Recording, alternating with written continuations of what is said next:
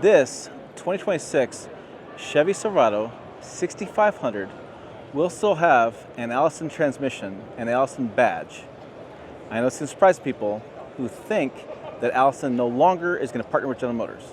That's not the case. Hey, it's Tim, Pickup Truck Plus SUV Talk. I just got the text message from Director of Communications, Shad Bulch, who confirmed that medium-duty Chevy Silverado trucks will still have Allison transmissions in them.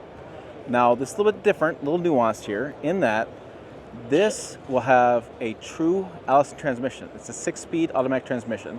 Not this exact one. This is a badass one. I'm at the SEMA show here in Las Vegas. It's the only 6500 I can find here at the show. Now, the other transmissions were Allison licensed transmissions that was in the heavy-duty trucks. If you read the press release, or actually read the dealer letter closely that came out a couple days ago, you noticed that they talked about removing the badges from Chevrolet and GMC heavy-duty trucks. But nobody asked the question about medium-duty, except I did. I've been texting back and forth with them what's going on with medium-duty, and they confirmed that the Allison transmission will stay the same. Why? Allison Transmissions is a Tier 1 supplier.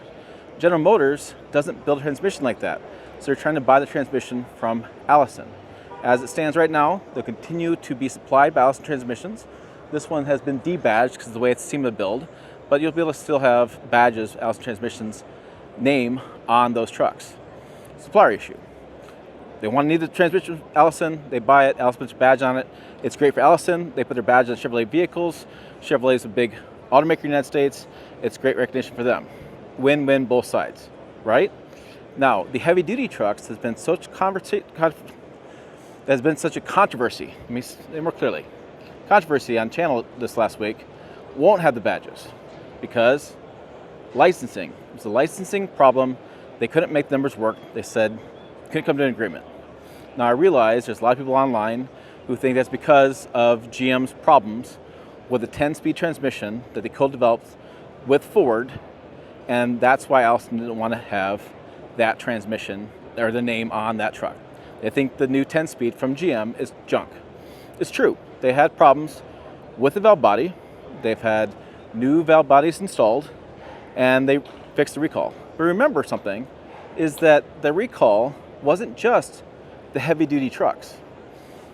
It was also Tahoes, Yukons, Escalades, 1500s, including the Silverado 1500 and the GMC Sierra 1500. Now, that includes the truck I bought in 2023. I had a 2023 Chevy Silverado that was a 10-speed. That truck would have been recalled as well to be inspected to see if there's a problem. They didn't replace 435,000 transmissions. They looked at those, and if they had a rear wheel lockup, they replaced the valve body on those transmissions. That's a little bit different story, don't you think?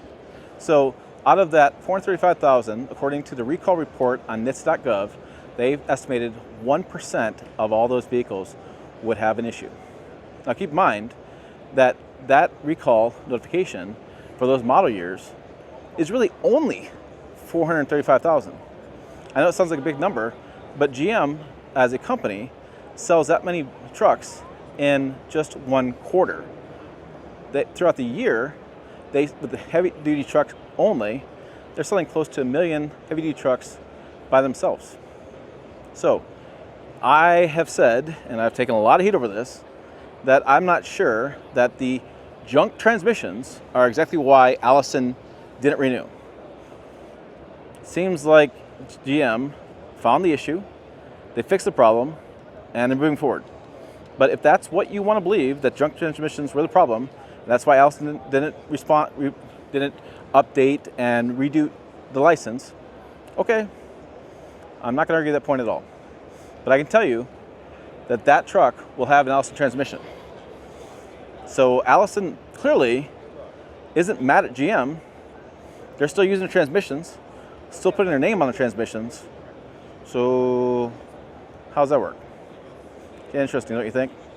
Yeah, I know it's, like I said, it's differences between Allison license, Allison transmissions.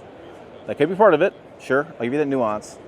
But I do find this news really interesting that after days of me taking a chin, and people taking a chin about how the GM transmissions are junk and that's what's going on, they're still using them. Allison's not backed away from GM completely.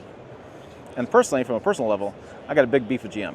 What they did to my family was not fun, and it's been a big problem for me. So there you go. That's my thoughts on what's going with this. What do you guys think? Please comment down below. Be curious to your thoughts. As always, live from the SEMA show, basically. I will see you down the road.